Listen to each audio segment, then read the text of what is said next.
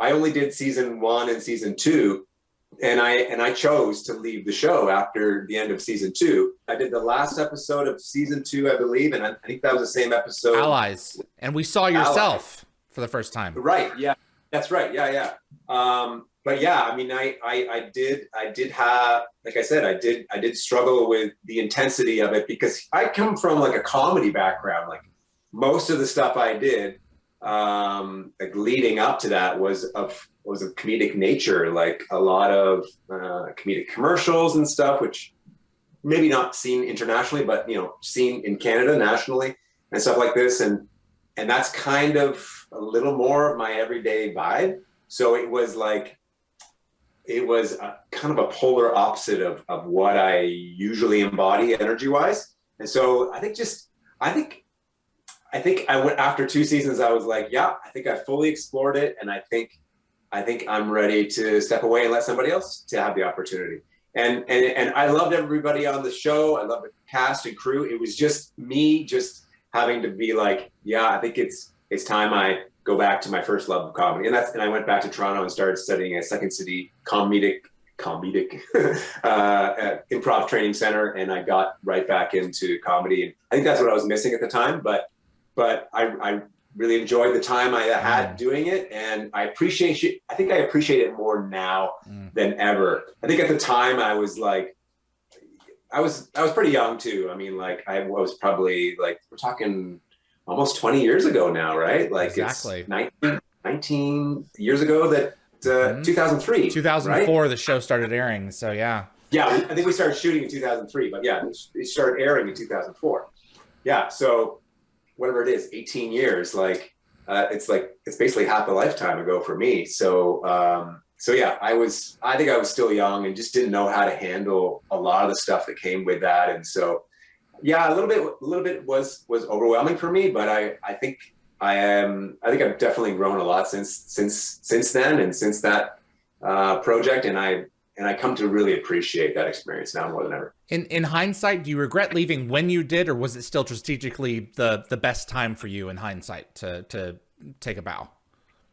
I mean, timing is like, it's hard to say. I mean, like hindsight is 2020. Mm-hmm. And there's part of me that's like, oh, I wonder if I stayed in like the full 5 seasons, like how that would have been different for everything. But you can't think that way. I feel like at the time I was really struggling with it. In fact, I was struggling with it at the end of season 1. And so I was like, I'll do one more season. And then if I'm not feeling it after one more season, then I will. But I mean, I was feeling those same things after season 1. So it wasn't a new feeling that came up at the end of season 2. It was something that I was just like, I wanted to, do by myself, like do good by myself. And also, we're not just talking leaving Stargate, we're also talking leaving the West Coast too and heading back east. So there's a lot going on. So I left the city. It was a huge change for me, like leaving, and it wasn't an easy decision. Like I literally was like, I had a therapist at the time that I was like talking about it with regularly and being like, and yeah, I really like doing this. This is the biggest success I've had in my acting career. It's an amazing experience. Any actor should be like totally grateful as I am for that experience. But at the same time, I was like, it was kind of a little bit heart-wrenching for me, and I was kind of like, okay, I just kept going and going and going. But by the end of season 2, I was like, okay, yeah, I think I need to step away and get back to my roots of comedy, and just I think that's kind of my happy place, so to speak. And yeah, I mean, I guess, yeah, again, I felt like it was time at the time. I would think, and I've been fortunate enough to have a number of the Atlantis folks, the Stargate folks in general on the show. And I would think under normal circumstances, doing the number of episodes that you were doing every season would be stressful enough.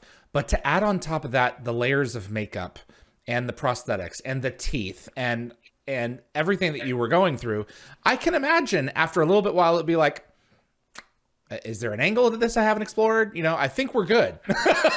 So, yeah. And I wouldn't blame you. Yeah. The one other possibility was if like one of the Wraith like actually was so actual like turned from his species and like went vegan or whatever, right? And like chose not to feed off of humans, and then like walked a new kind of way of life.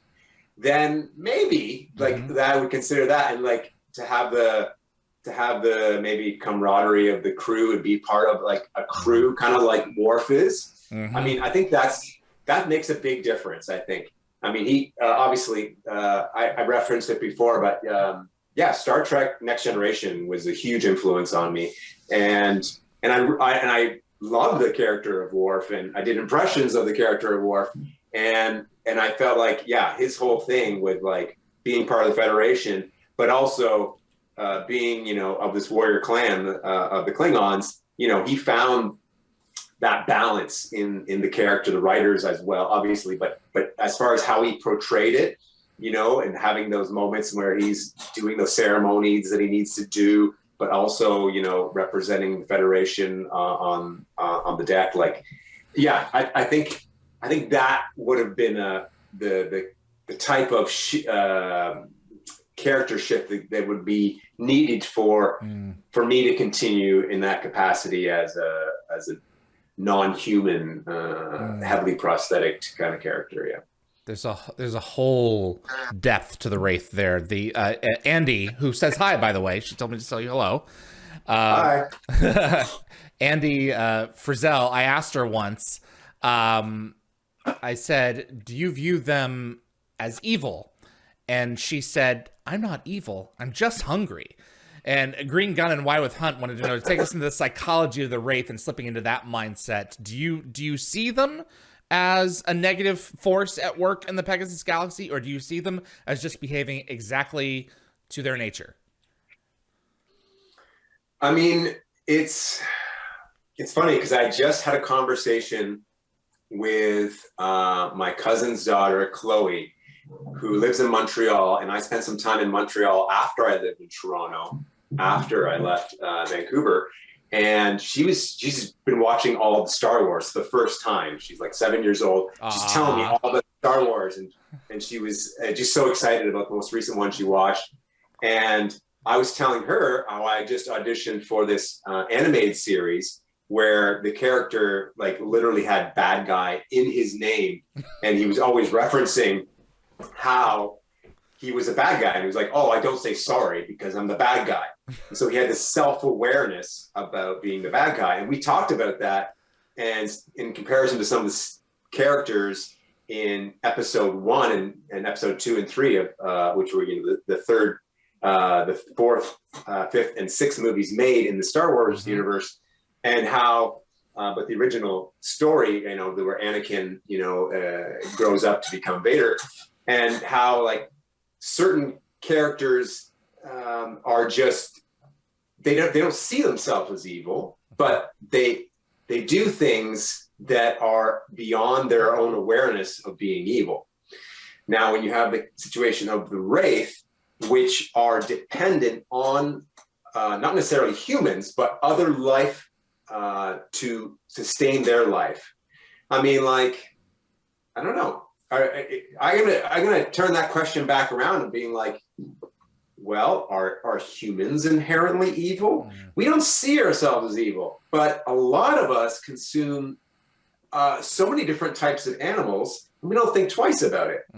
Comes prepared in the grocery store, all nicely packaged, and it's just like, yeah, I'm just having a burger or just having a steak, but you know what? There was a lot of suffering behind that, and maybe you didn't see it, but you know, it's just like, do you consider? I mean, I am vegan, so yeah, it's a fair question from a vegan to state that to the rest of us. Maybe I have a perspective here. Thanks for watching this clip from Dial the Gate. You can find the full live stream shows on our YouTube channel or visit dialthegate.com for the complete schedule. See you on the other side.